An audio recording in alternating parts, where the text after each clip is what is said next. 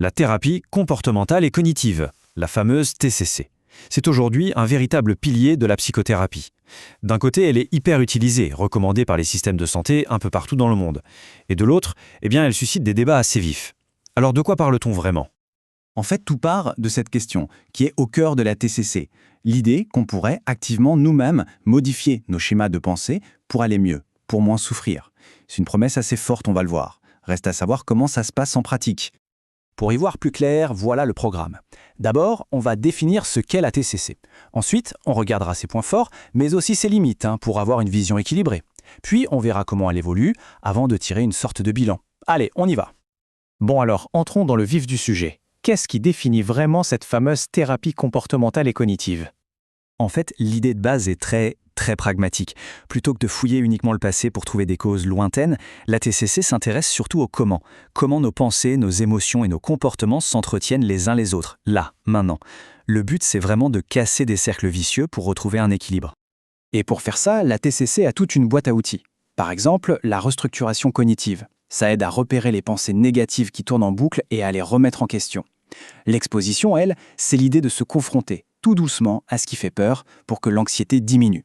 Ce sont vraiment des méthodes concrètes, tournées vers l'action. Ok, maintenant, la question qui se pose, c'est pourquoi un tel succès ? Comment la TCC a-t-elle pu devenir aussi incontournable ? En gros, sa force se repose sur 3 piliers. Le premier, c'est son côté empirique. On peut la tester, la mesurer. Le deuxième, c'est son efficacité, qui a été démontrée pour des troubles très courants. Et le troisième, c'est sa structure.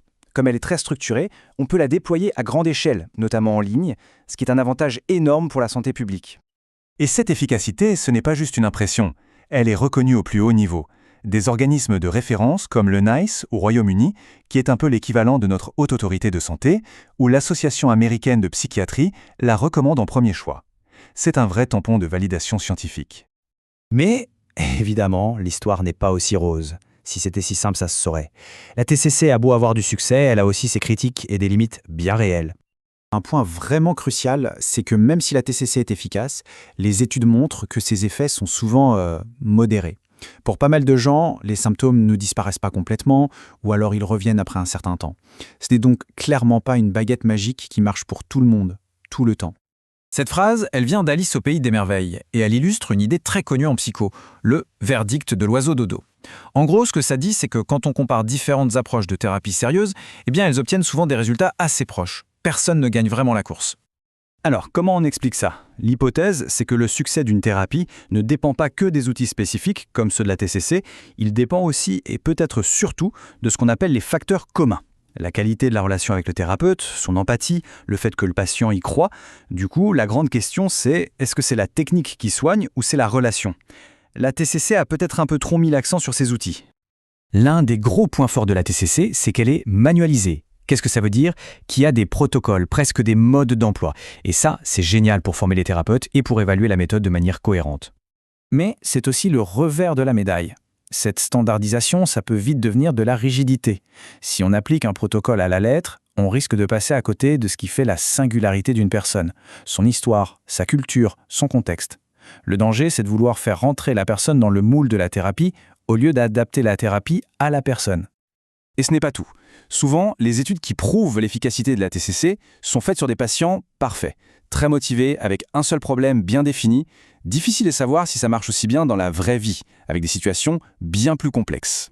Sans oublier le fameux biais de publication, on a tendance à plus publier les études qui montrent que ça marche, ce qui peut un peu fausser la perception globale. Mais face à toutes ces critiques, la TCC n'est pas restée les bras croisés.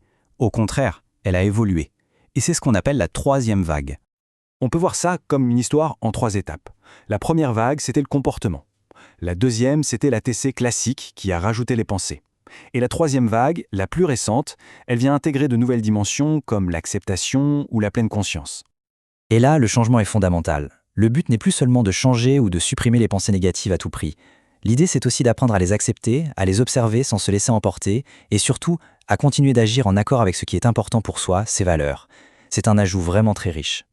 Une autre évolution super intéressante, c'est l'approche transdiagnostique. L'idée est simple. Plutôt que d'avoir un protocole pour la dépression, un autre pour l'anxiété, etc., on va s'attaquer aux mécanismes qui sont communs à tous ces troubles, comme le fait de ressasser sans arrêt. C'est une vision plus unifiée et sans doute plus efficace. Bon, après tout ça, qu'est-ce qu'on retient? Essayons de faire le point, de dresser un bilan qui soit le plus juste possible. Si on résume, d'un côté, on a les grands piliers de la TCC. Une efficacité prouvée, mais qu'il faut nuancer avec des effets souvent modérés. Un cadre mesurable, mais qui ne doit pas faire oublier l'importance de la relation humaine.